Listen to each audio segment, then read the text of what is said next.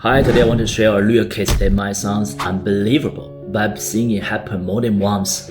A few years ago, a European startup designed a smart kitchen scale, sleek, connected, and built to integrate with their app. They worked with a trusted factory in southern China, sent over all the CAD files, and even let the engineer tweak the circle design.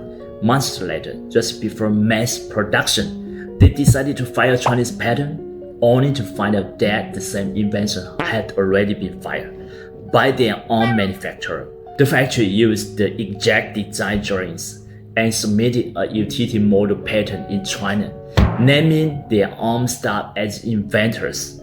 Legally speaking, under China's first to file system, they weren't breaking the law, they just moved faster.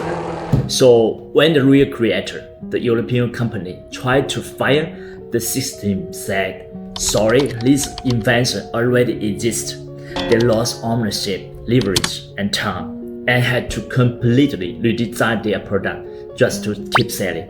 This isn't rare. I've seen factories do this not because they are evil, but because in China, whoever files first, own first. So here's my advice. Before you share your design files or prototype, make sure you file at least a provisional patent. Assign a clear IP ownership agreement that specifies who owns what. Because once someone else files your idea in China, you are no longer the innovator, you are the imitator. I'm Peter Lin from China IP Gateway. We help global founders and startups protect their ideas before they leave their inbox. And if your products touch China, your IP strategy should too.